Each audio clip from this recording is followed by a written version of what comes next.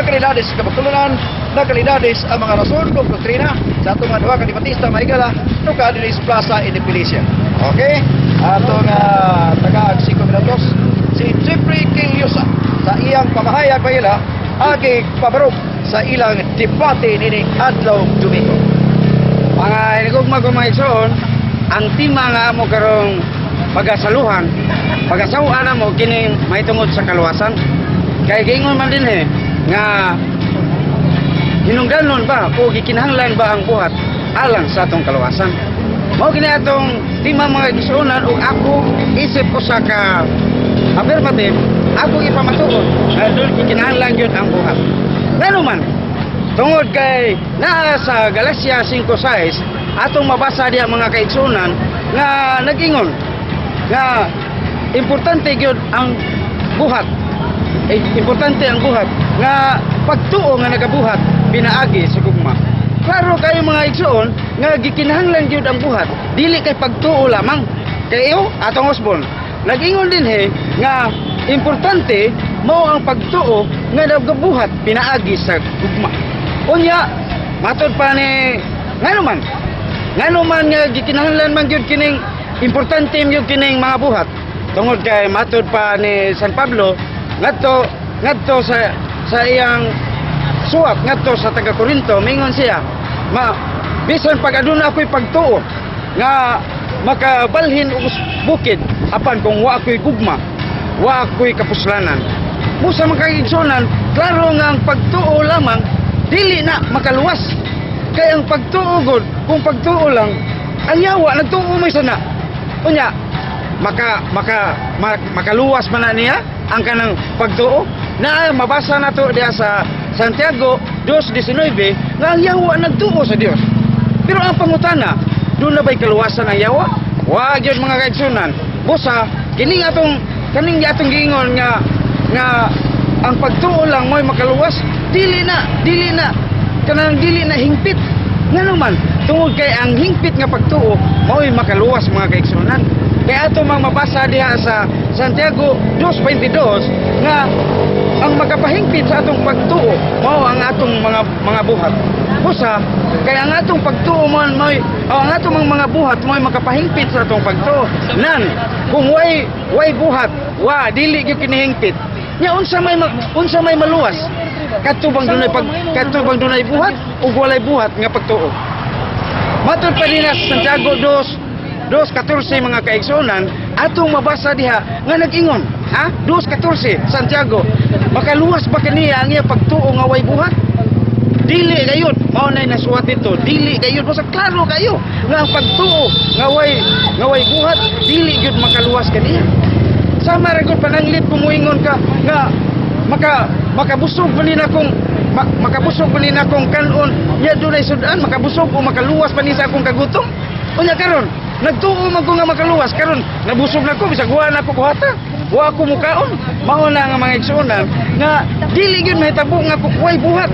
Ngano man kanang pagtuo lang daan kanang pagtuo nimo daan sa Dios usa na nakabuhat. Unya moingon sa nga wa kinahanglan na buhat. Mura na sa kuwak nga mag-ingon nga bisag naa gatangan. Mao na mga kaigsuonan nga lahi gyud ang kanang katong pagkamatay sa krus ni Kristo, kanang pagkamatay sa krus ni Kristo giluwas na ta pero wa pa na mahingpit ang kaluwasan ngano man tungod kay ang nahuman diha pag-ingon ni Kristo nga natapos na ang tanan. Buti pasabutan na nga ang gibuhaton niya sa pagluwas nato humana ang masag siya munaog nga tos ubos aron musaka tanganan naman sa ibabaw. Mao na nga ang ato na lang moong pagsaka kay gihatag na niya ang hagdan padung sa itaas. Busa musaka na ta. Dili kay ingon nga pagkamatay ni pag-ingon niya natapos na ang tanan. Buti pasabutan na nga naluwas na ta sa hingpit. Ang iyang gimbuhaton sa pagluwas nato humana ang kuwang na lang ang ato na lang gimbuhaton para mahingpit ang atong kaluwasan nga mao ang pagsaka sa hagdan nga iyang gitunton kanato ang mga bisi mukapiyot na ta aron mahingpit ang atong kaluwasan. Mao kana mga kaigsuonan unya kanang nas Efeso 2:8 nga iyang basahon nga nag-ingon nga tungod sa inyong pagtuo naluwas kamo dili kini inyong buhat gasa kini sa Dios wa kana magpasabot nga nga kanang wa ta pa dili ta pabuhaton sa Dios. Dios ana nga naman. Kanang pag-ingon diha nga naluwas ka mo pinagi sa inyong pagtuo. Gusto na. Pero unsang pagtuhoa? Unsang pagtuhoa ang nakapaluwas nato? Pagtuo nga hingpit. Kaya, wa man na mag-ingon nga dili ta pabuhaton, giingon diha nga buhat ka na sa Dios, dili ka na buhat nato, kundi buhat ni Kristo kanang pagluwas. O sa kanang pag-ingon dili kininyong buhat, wa na mag-ingon nga dili ta pabuhaton. Nagpasabot na nga dili kininyong buhat, kay buhat ka na sa Dios ang pagluwas. Okay. Tapos may galag pabato ni Chief Reclusa pagtuo buhat patod pa sa iyang rason nga kinahanglan buhaton sa tao para makakaplag og kalawasan. Samtang taga na 5 minutos si Ray Batiken dire ka napita sir. Orya dire ka re ano makita ka sa video. Ay bali apidara punta sa United Kingdom. Okay si Ray Batiken may gala. Nakay 5 minutos pamutana ni Chief Reclusa. Mayong hapon bro Dani Gugtas, mayong hapon sa akong mga suki na paminaw, may hapon sa akong inalangkang katbang diri si Chipre Kiyosa. Unang pangutana bro Chipre, aray sa imong mga kipagsulti, matag pa nimo ang ipit nga pagtuo maoray makaluwas. Asa na basis Biblia bro ang ipit nga pagtuo may makaluwas? Okay. Ako idasa ko sa ko na. Asa dapitas Biblia nga hipit nga pagtuo ore makaluwas. Nag-ingon diha sa Santiago 2:22 nga ang pagtuo nga inubanan ug mangbuhat mo'y makapahingpit sa imong pagtuo. Unya, nag-ingon diha nga kung way buhat, asa pa dili hingpit, way buhat, dili gyud maluwas kay nasa Santiago 2:14, nag-ingon diha, makaluwas ba kaniya pagtuo nga way buhat, dili gayud. Usa ang makapahingpit ang buhat man sa to pa kanang nasa 2:22 sa Santiago nag-ingon nga ang pagtuo nga inubanan og mga buhat mo'y makapahingpit sa iyang pagtuo. Okay. Klaro. Ay putana. Sa akong pangutana ako matubasa. Okay. Asa mabasa sa Biblia ang iyang ipamulong nga ang hingpit nga pagtuo maoy makaluwas. Dili man na ingon ta pagtuo nga inubanan sa buhat. Kailangan may pagtuo nga may buhat pero tungod Ang gusto ni Ray Batiken, ang iyang pangutana asa dapitas Biblia nga pagtuo o buhat mahingpit. Ang hingpit nga pagtuo. Ang hingpit nga pagtuo makaluwas pinagis buhat. Okay. Ang hingpit nga pagtuo maoy makaluwas. Ang hingpit nga pagtuo may makaluwas. Mao na bitato kung gibasa nasa Santiago 2:14 nag-ingon nga makaluwas pa niya pagtuo pagtuo nga way buhat. Sa to pa way buhat na sa to pa dili na hingpit kay ang hingpit mao man ang nasa 2:22 nga makapahingpit kadto man iyang buhat. Dito sa to pa dili maluwas kung way buhat. Ano man? Dai pangutana. Lain pangutana, i-mention mo ganina nga katong kamatayon ni Kristo para to sa atong kaluwasan. Pero matanggalin mo dili to hingpit. Dapat masahod sa Biblia, Bro Jeffrey, nga dili ko mangutana kung dili. Ako ni himuong mangutana, dili lang ko Sige. mo na ay mabasa. Sige. Kategorikal na. Sige. Matag pa sa Romanos 10, versikulo 14, matod pa diri. For by one offering, he had perfected forever them that are sanctified. O gani sa verse number 10, by the which will we are sanctified through the offering of the body of Jesus Christ once and for all. Sa verse 14, for by one offering he had perfected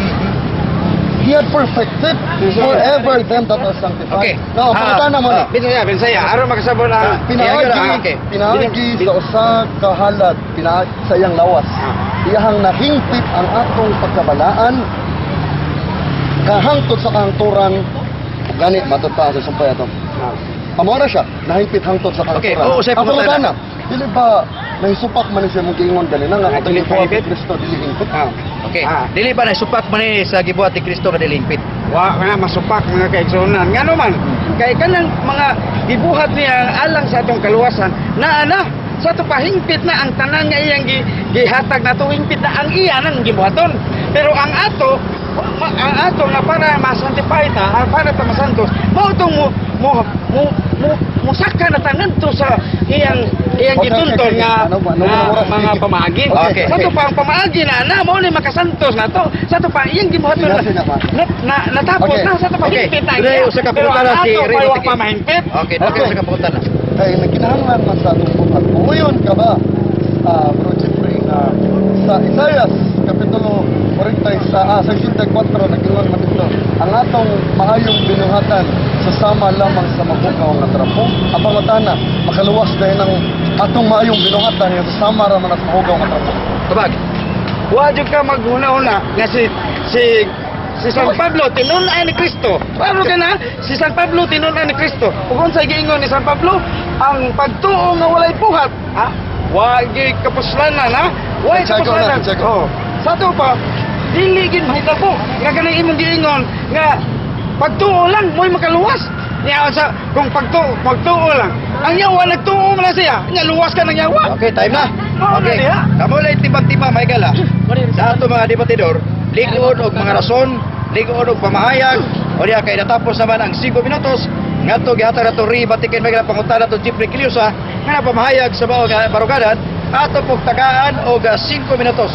Si ri batikin sa ayang pagdinay dili lang pagtuo buhat kundi pagtuo lang tungo sa grasya sa Dios kita nangaluwas. Atong tagaag 5 minutos pamayag pagsupak si ri batikin Michael sa iya panahon. Okay, salamat maayong hapon sa Makausaw. O niya, may hapon sa tanang mga niya karon sa Plaza Independencia. O sa tanang naminaw sa DYRB, may hapon. Una sa tanan, akong i-qualify ang akong baruganan na nganong ningon ko nga dili kinahanglan ang tao mabuhat og maayo para maangkon ang kaluwasan. Una sa tanan, tungod kay matud pa sa Biblia, dunay mga upat tulo lang kapaskulo atong ikutlo no sa Roma 3 Gs matud pa sanglit ang tanaa walay matarong wala bisan usa for there is none righteous no not one sa Roma 3:23 for all have sinned and come short of the glory of God kaya tanan nakasala o nakapsan sa himaya sa Dios o gani matud pa sa Roma kapitulo 5 bersikulo 12 matud pa sa Bible na for as by one man sin entered into the world and death by sin and so death passed upon all men for that all have sinned. Kitang tanan makasala. Kitang tanan atubangan sa Dios dili matarong. O gani tungod sa atong pagkamakasala nakabsan ta sa himaya sa Dios. Meaning dili ta makapahimaya sa Ginoo tungod sa atong pagkamakasala. Mao na akong gibasa ganina sa akong gipangutana sa Isaias kapitulo 64 bersikulo 6. Kingon dito nga our righteousness are as filthy rags. Ang atong mga maayong binuhatan susama lamang sa mahugaw nga trapo. So natural, entonces, atong mahimo ang sakto nga conclusion. Ergo, ang atong pagkamatarong man madawat susama ra sa mahugaw nga trapo o kitang tanan puros man makasasala, nagkinahanglan tag manluluwas. Dili ta makaluwas sa atong kaugalingon. Yan naman, ang Ginoo nag-require of perfection. Ang Ginoo nag-require of holiness. Dili lang kay karon matarong ugma di nasad, karon matarong unya di nasad. No, ang required sa Ginoo perfection of holiness. O asa man ta na maangkon at dili gyud ta na nato maangkon. Apan tungod sa gugma sa Dios, iyang gipadala kinong sa Kristo, para mapakamatay sa krus sa Kalbaryo, para maangkon ang kaluwasan ng bisan kinsa nga magasalig kaniya gani na sa Juan 3:16. Now, ang Santiago 2:16 wata mo supak ana. Tinuod na nga ang pagtuo kung way buhat dili makaluwas. Ang pagtuo kung way buhat patay. Tinuod na. Pero ang kaluwasan dili ni patay. Nga naman, naa may nagbuhat niini. Kinsa may gabuhat ani? Ang Dios mismo. Naa na sa Salmo 72 bersikulo 12. Nga ang Diyos mo'y nagbuhat sa kaluwasan, sa taliwala sa kalibutan. Sa Jonah chapter 2 verse number 9, ang kaluwasan iya sa Diyos. Ang Diyos mo'y nagbuhat sa kaluwasan, o kana, nahimpit ka na, pinaagi ni Ginoong sa Kristo, o nan kay na naman nagbuhat, igo na lang musalig sa gibuhat ni Kristo. Na ang kaluwasan, maangkon ba nato pinaagi sa pagtuo? Tinuod. Na ang pangutana, ang pagtuo nga way buhat, patay ba? Tinuod ka patay. Pero ang kaluwasan, dili na sa patay, kay naay nagbuhat anak. Dili ikaw, dili ako, dili kitang tanan ko, dili si Kristo. O ikaw lang na musalig ni Kristo, kaya na naman nagbuhat para nato. Para yan example, no? Example. Nag-ingon ni Bro Jeffrey. Kaon. Ang logic mo ingon na to, nga tao di kayo ka mamuluto, di dyan nakakaon. O may luto. Pero kung doon ay muluto para nimo, pwede na kaon. Ang tao nga way kwarta, di makapalit og sarina, di siya makapanagi og sarina. Pero kung doon ay mo palit og sarina para niya, ihatag niya, sarina na siya. So mo sa kaluwasan, nga nagbuhat sa kaluwasan, ang Dios pinaagi ning sa Kristo mo na maangko na tong kaluwasan, grasya kini walay bayad o dili kinahanglang pagabuhatan salig lang ni Kristo. Daghang salamat, may hapon. Okay, mao to si Riva Tikin Mahigala sa negative side. Diniya gisupak ang pamayag ni Jeffrey Quillosa may tungod sa kaluwasan nga iyang discuss kaginina sa iyang pamayag. O diya, di tawag langay magilat, takaan po na 5 minutos. Pangutana si Jeffrey Quillosa sa pagpamahayag po ni Riva Tikin sa iya kapuruganan. Ang akong unang pangutana bro, kay ningon ka man, imo maging ginigar na wa kinahanglan ang buhat alang sa kaluwasan. Ang pangutana mao, kung magbuhat ag dautan, maimperno ba ta o dili? Tubag ang pangutana, dautan or maayo wala na kinahanglan na pagsalig lamang ni Kristo. Ang akong pangutana, asa ta punta kung kita magbuhat og dautan. Mao ray tubaga ang asa ta punta. Okay, ang iya pangutana, kung Lagi, magbuhat ganoon. kang dutan, kung pasabot, malangit pag gihapon ka kung nagbuhat kang dutan. Ang question, Mr. Moderator, misleading. Okay. Wala ko mabarog nga kinahanglan ka mo. O di ko mabarog nga kinahanglan ka magbuhat og maayo. Pagbuhat na ng dautan, akong gipabarog, pinaagis pagsalig ni Kristo dili daot nga. Okay. Atong ilistang lain pangutana. Ilis na ito, pangutana kay di matubag. Kaya, karon ang akong pangutana mao ni. Tinuod ba gid ni ang giingon diha nga ang pagtuo makaluwas? Ha? Way buhat-buhat? Tinuod ba yun nga ang pagtuo makaluwas, bisag wa magbuhat-buhat? Duha ka bersikulo ang mo pamatuodan na una ang Romas 4:5 matud pa dito nga ang tao nga nagatuo pa wa magabuhat ang iyong pagtuo giisip kini nga matarong. Episo 2:8 maybe kabawan mo ang tinuod. Okay. Sa to pa, ang imong answer to, Oh. nga wa kinahanglan na ang buhat. Oh. Karon ang pangutana. Sa dihang mutuo kang Kristo. Ang mutuo kang Kristo, unya di ka magbuhat og maayo kay wa man na kinahanglan na ang pangutana. Maluwas na gyapon ka. Okay, tubag. I-qualify na to. Ang mayong buhat importante na pero kung kaluwasan mo iskutan, ang pagsalig ra gid ni Kristo mo'y importante. Wala. Okay, ang tubag niya, pagsalig ni Kristo, mao importante. Lain pangutana. Sa to pa, kung musalig tayo ni Kristo di ay, sagdi pa tambuhat og maayo, at ato pa, luwas na gyapon, mao na buti nga pasabot. Karon, lain. Okay. Tabagon na to. Una sa tanan ingon si Kristo ni ani siya para dili para sa mga matarong. So kung mabuhat ang matarong, di ta mo tuyo ni Kristo. Ni si Kristo napakamatay siya para sa mga makadasala. Sama nimo nato. So kinahanglan lang ta mosalig ni Kristo, dili kinahanglan ang atong pagkamatarong kay si Kristo igo na kang gibuhat sa cross. Okay, lain pangutana. Buot pa din nimo'y pasabot, kay ang imong sabot ana nga ni siya alang sa mga dautan. Buot pa nimong sabton nga magbuhat lang tag dautan kay aron kita mo'y anhiyo ni Kristo. Okay, ang puti pasabot, Brad. Kung magbuhat kag dutan, iyang punto, may imperno ka. Dili ba lang kinahanglan nga bubuhat ta o kining matarong, bubuhat tag dautan, ya di ta gusto malangit, buot pasabot. Bisa bubuhat kag matarong, bubuhat ka o kining dautan, may imperno ka. Tabagon na to, tubag na to ana. Kanang binuhatan, maayo man na or tautan, dili na relevant kung kaluwasan mo iskutan. Okay. Ang relevant ang manluluwas. Musalig ta sa manluluwas nga mo si Kristo. Whether dautan or maayo ang binuhatan, dili na relevant. Karon, ang pangutana nako mao ni, ha? Hukman ba ta sumala sa atong pagtuo o hukman ta sumala sa atong nabuhat? Okay, tubag. Kana dipindi na siya. Sa kaluwasan, hukman ta pinaagi sa pagtuo. Pero sa mga ganti nga umaabot sa langit, hukman ta pinaagi sa buhat.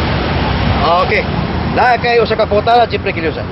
Karon, kay matud pa nimo, gikinahanglan man gyud ang buhat. Aron ta mahukman, ha? Aron ta hukman. Kay ingol muadton kita sa hukmanan, unya hukman man gyud ta. Unsa may hukman di nga luwas na magkaka? Ha? Okay, Luwas na magkaka kay Unsa sa imong kung pagtuo. hukman? Sa imong pagtuo na luwas naman ka, unya wala kinahanglan buhat. Unya nganong magpahukom pa man ka, nga luwas na magkaka? Okay, tubag. Ang tubag na to ana sa kining sa basahon lang ko sa Juan, no? Ang tubag na dara sa Juan kapitulo 3 bersikulo 18. Matod pa diri sa Biblia. Ako ng Biblia. Dara. Juan kapitulo 5 bersikulo 39 matod pa. Ako diyan. Dara. 3:18. Ang matod pa sa Biblia, he that believeth on him is not condemned, but he that believeth not is condemned already. So, ang tao nga mosalig kang Ginoong sa Kristo dili na malaglag. So therefore, ikaabot sa langit, hukman ta sa atong mga ganti, mga korona, o dili hukman pinagi sa atong buhat, atong kaluwasan. Kaya man naman, sumasalig ka na Kristo, dili na mahinukman. Okay. So sa ato pagpadaan Michael sa di patangat to sa unahan, hindi nga dugag lang diskusyon Michael tungod sa ilang tema karon ining adlaw Domingo, alas 5 alas 6 ta maguma sa adlaw Domingo inyap to madawog matag buntag alas 8 ngadto alas 9:30 sa alarma 5:40. Matag alas 4 ito madungog og adlaw Domingo inyo to madunggan alas 5 alas 6 sa Plaza Independencia live sa DYRB Cebu sa ato mga suking Tig Paminaw. Unya kadamo dunay mga pangputana tungod sa atong tema karon, makahimo ko padangat sa inyong mga mensahe sa 0932 212-5163. Ato balikon sa inyong mga pukutana 0932-212-5163. Apa sa lipat ang padayon nga tusunan magpadal balik na sa Pikas Luwag alang sa Bulalong Pinudong. Please, bye-bye. Patag, sir.